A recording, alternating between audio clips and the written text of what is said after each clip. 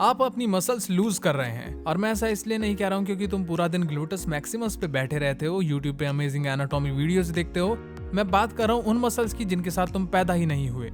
Human body में कुछ muscles ऐसी हैं जो पर्सन टू पर्सन अलग अलग होती हैं, क्योंकि माना जाता है कि धीरे धीरे ह्यूमन इवॉल्व हो रहे हैं। हमें बात करनी पड़ेगी कि ऐसा क्यों हो रहा है, और हम एक छोटा सा टेस्ट भी डिस्कस करेंगे जो आप कर सकते हो चेक करने के लिए कि तुम्हारे फोरआर्म में ये मसल है या नहीं। और टेंशन मत लो अगर तुम्हारे पास ये मसल नहीं है, बस अपने दोस्तों से कहो कि तुम उनसे ज्यादा इवॉल्व हो चुके हो। जैसा मैंने अभी बताया, ह्यूमन बॉडी में कुछ मसल्स ऐसे होते हैं जो पर्सन टू पर्सन अलग होते हैं, और हम इस पर्टिकुलर फोरआर्म वाले मसल पे फोकस करेंगे। और तुम एक्चुअली चेक कर सकते हो अगर ये मसल तुम्हारे पास है या नहीं सिर्फ इस वीडियो को देखते हुए। और बाकी मसल्स के लिए आपको कुछ इमेजिंग स्टडी करनी पड़ेगी ये जानने के लिए कि क्या ये आपके पास है या नहीं, जो कि सबके लिए करना आसान नहीं है। पर ये समझने के लिए कि ये फोरआर्म में कैसे काम करता है, चलिए एक बार इसका डाइसेक्शन देखते हैं ताकि हमें मसल का प्रॉपर कॉन्टेक्स्ट मिल सके। तो ये है अपर लिम्ब का डाइसेक्शन, और लोग फिंगर टिप्स और स्किन को देखकर थोड़े अनकंफर्टेबल हो जाते हैं, इसलिए हमने उस एरिया को कवर कर रखा है।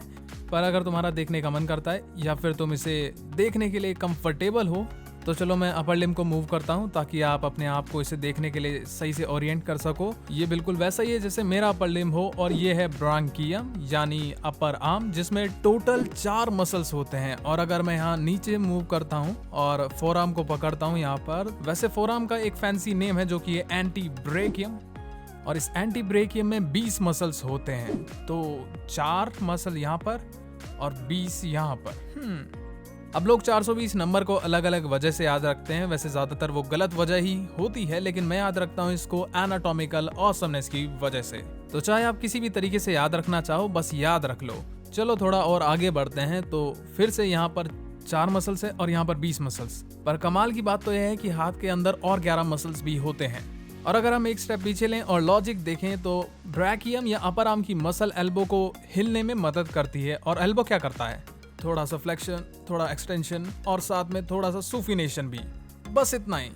पर जब हम फोरआर्म मसल और हैंड मसल पे आते हैं, हम अलग अलग मूवमेंट कर रहे होते हैं। जैसे तुम जानते हो कि हाथ को हिलाना, थोड़ा बहुत उंगलियों को ऊपर नीचे करना, ऐसे घुमाना, और अलग अलग चीज़ें, और किसी चीज़ को उठाना या किसी चीज़ के अगेंस्ट छोटा मोटा काम करना।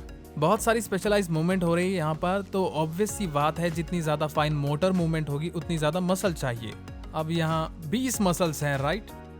कुछ लोगों के पास सिर्फ 19 है। तो अब हम फाइनली इस मिस्ट्री वाली मसल की बात करेंगे। तो चलिए दोबारा कैडेवर को देखते हैं, और ये वो मिस्ट्री मसल है, और इसका नाम है पल्मेरिस लॉन्गेस। अब आप देख सकते हो कि इस मसल का नाम लॉन्गेस क्यों है, क्योंकि इसका टेंडन काफी लंबा है। वैसे एक पल्मेरिस ब्रेविस भी होती है, और ये मसल आपकी हथेली तक जा रही है, यानी पामर एपोन्यूरोसिस तक, जिसे मैं जूम करके दिखाता हूँ। आप इसे हथेली के सरफेस पे देख सकते हो। तो जैसा कि हमने देखा ही था कि ये मसल एल्बो तक जाता है, तो ये काफी बड़ा तो नहीं है, ये बस एक बड़े मसल का एक छोटा सा हिस्सा है, और इसलिए ये कुछ ज्यादा पावरफुल भी नहीं है। पर ये क्या करता है? ये पल्मेरिस लॉन्गेस मसल आपकी कलाई को थोड़ा सा फ्लेक्स करने में काम आता है। और मैंने थोड़ा कहा क्योंकि अभी और भी मसल है जो इससे ज्यादा स्ट्रॉन्ग और पावरफुल है रिस्ट को फ्लेक्स करने के मामले में। अब क्योंकि ये हथेली तक जाता है और पाल्मर एपिन्यूरोसिस तक कनेक्टेड है, तो जब आप ग्रिपिंग मोशन करते हो तो ये हथेली की स्किन और कनेक्टिव टिश्यू पे टेंशन क्रिएट कर सकता है, जो आपके हाथ को एक कप लाइक शेप देने में मदद करता है। शायद समझ गए होंगे। तो वापस आते हैं इस सवाल पर, कुछ लोगों के पास ये मसल होता है और कुछ के पास नहीं, ऐसा क्यों?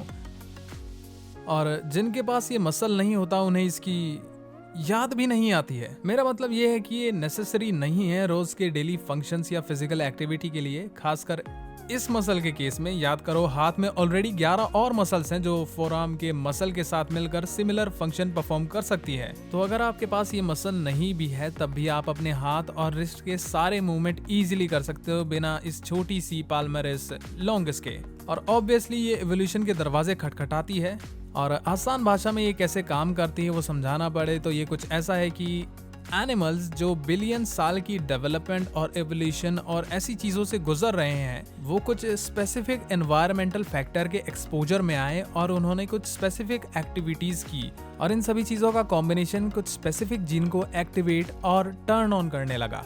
और जैसे जैसे वो जीन्स और ज्यादा एक्टिव हुए और ज्यादा फ्रीक्वेंटली टर्न ऑन होने लगे और एक्सप्रेस होने लगे, तो वही जीन्स नेक्स्ट जनरेशन में इजीली पास ऑन हुए। और जैसे जैसे चीजें ज्यादा स्पेशलाइज्ड होने लगी, कुछ मसल्स ने दूसरों के फंक्शन करने शुरू कर दिए और उन दूसरी मसल्स को कम यूजफुल बना दिया पहले के कंपैरिजन में, और इसी लॉजिक से हम ह्यूमंस इवॉल्व हुए हैं। और एक छोटी सी चीज मुझे अभी याद आई है जो मैं बताना चाहूंगा इससे पहले कि मैं तुम्हें वो मसल का टेस्ट दिखाऊं। जस्टिन और मैं काफी टाइम से टिकटॉक, इंस्टाग्राम और यूट्यूब पे पोस्ट कर रहे हैं और हमने नोटिस किया है कि कुछ ट्रिगर वर्ड्स हैं या ट्रिगर टॉपिक्स हैं जो लोगों को कमेंट सेक्शन में सच में फायर्ड अप कर देते हैं, और इवोल्यूशन उनमें से एक है।